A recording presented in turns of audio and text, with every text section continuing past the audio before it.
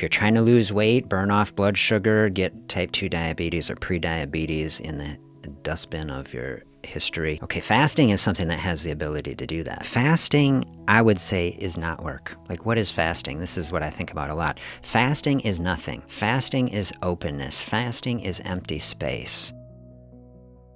If fasting is work, then I say it's mental work, right? It's a state of mind. It's a thought process. Someone is burned out. I've talked to so many people burned out exercise, and they're just stressed by it. They're trying to get to the gym. They're trying to do it. They don't even want to, but they know they need to. And the burden, and I try to tell people, like, let fasting do the work, right? Like, grab a tea, grab a coffee, just sit. Like, people don't realize, okay, what is happening? If you sit and do nothing, it's not nothing that's happening in the body. Like, just think about everything that's happening. Heart is just beating. Heart is this giant muscle, and it is just working. That takes energy, right? Heart is always going.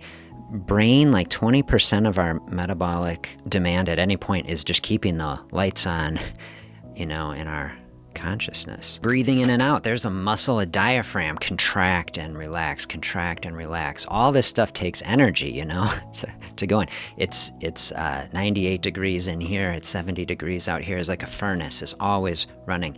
So all these things take energy. And so even I'm sitting in this space, I'm drinking a coffee, the systems are running, they're burning up the energy. Open up that space, let the fasting do the work. You don't have to run a marathon, but the analogy that I'm going for is that, okay, marathon is a long process. It's not running a 100-yard dash.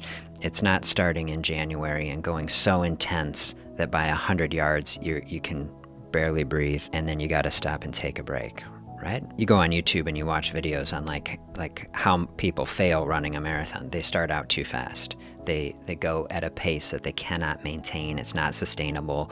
They burn out and then they drop out, somewhere. Most running piece of advice, start out much slower than you expect. And you'll be feeling so good. You'll feel like, oh, I can go much faster. I can do it. And you could at the beginning. But if you go out too fast, you burn up your energy too quick, okay, by the end, you're not going to make it. So these are the types of things I want you to think about. If you're setting yourself up for an incredible year, don't go out in a 100-yard dash. Don't even go out on a mile run. Don't even go out on a half marathon run. You don't want to burn out, by June, right? You want to create a process for yourself that is sustainable. If the whole year is a marathon, right?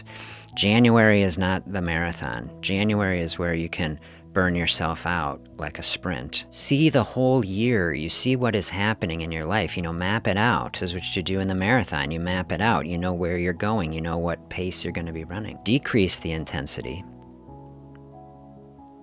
so that it becomes sustainable. You accomplish so much more. What is the quote? It was like, slow is smooth and smooth is fast. It's something like that. It's like this, psychology. You've got to go slow to go fast. I think that's true for weight loss. Yeah. Marathon takes a long time. It doesn't happen quickly. Weight loss, in general, takes a long time. If you want it to be sustainable, most of the time, it takes a long time. But we have a lot of space, We have the time. You say, in other videos I've said, someone has a lot of weight to lose, make a 2-year plan, That's honestly what is practical. Now, people don't like to hear that. They want a 2-month plan. But a lot of people out there selling people on 2-month plans, and I've had people upset, in my weight clinic when I explain what I try to help people do. I was like, I want you to get on a 2-year plan. Someone told me once, like, I don't want to commit to some 2-year thing. It's so far away. Well, look, it's going to be 2 years from now at some point, So like, either you can have worked on a sustainable process for 2 years, or you could not have. So it's kind of the two options. So, but in my view, I love 2 years as a point, because it takes the pressure off.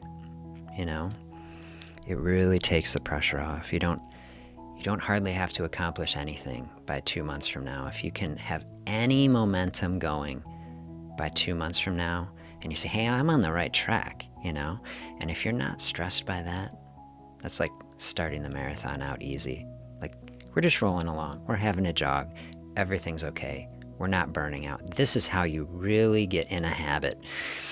I was talking with a client the other day, and they said they were talking about so many bad habits that they have to change. They can only take baby steps, forward. Baby steps, great, in my opinion. Habits are things, okay, they're resistance on the way up, as we're trying to accomplish something. We've got to break through those habits. Very hard to change.